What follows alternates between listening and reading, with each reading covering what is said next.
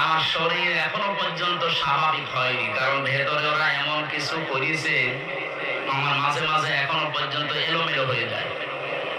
8-10 দিন ছিলাম আমি ভেতরে হাসপাতালে। এই সাইটটা ডাক্তাররা বলছে, আমি সিঙ্গাপুরে, মালয়েশিয়া, থাইল্যান্ডে, ইন্দোনেশিয়া অনেকগুলো দেশে ঘুরলাম। যেখানে যেখানে দেখিয়েছে ওরা বলে এই সাইটটা একটু সমস্যা হয়ে এখনো আছে, কিন্তু সময় লাগবে স্বাভাবিক হতে। আপনি রাত জাগবেন না, সর্বোচ্চ রাত 10টা 10:30টায় ঘুমিয়ে পড়বেন, কিন্তু এই মাহফিলের জগতে এসে মানুষ কথা শোনে। এরা আসলে দলে রাত 10টা 11টা 12টায়।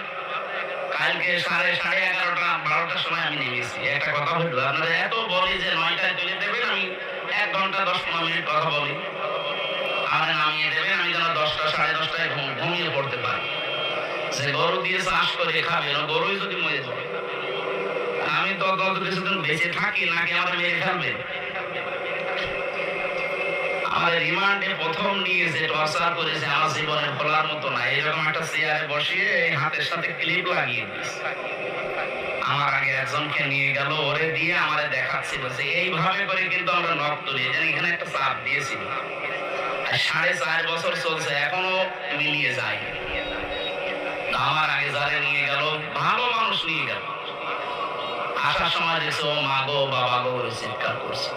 এই জায়গায় এরকম চেয়ারের সাথে ক্লিপ লাগায়, হাতের সাথে, গলার সাথে একটা বেল্ট লাগিয়ে দেয়, মাথায় একটা টুপি পরিয়ে দেয় কালো, পেছনে তো হাত বাঁধা, ডান্ডা বেড়ি দেওয়া, মাজায় দড়ি টাঙিয়ে রাখে। একটা মেশিন আছে, এসে শুধু হাতের কাছে পায়ের কাছে ধরে, একবারে মাপ দেওয়া, শুধু একটা টিপ দেবে, একবারে নখগুলো সব খুলে চলে যাবে।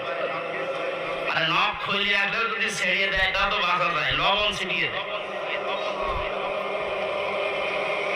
মুফতি ফখরুল ইসলাম ভাই আমার সাথে ছিল, মাঝে মাঝে আমার বলতো, হামজা এই যে মানুষ শুয়ে থাকে, এটা যে কত বড় নিয়ামত আমি টের পেয়েছি। ওরা আমার মাটির নিচে নিয়ে প্রথম দিকে এই পায়ের ভেতরে হাত দিয়ে, লোহার ব্যারিকেড আছে সামনে, এর সাথে শিকল লাগিয়ে দেয়। 24 ঘন্টা একটা মানুষ এভাবে বসে থাকতে পারে?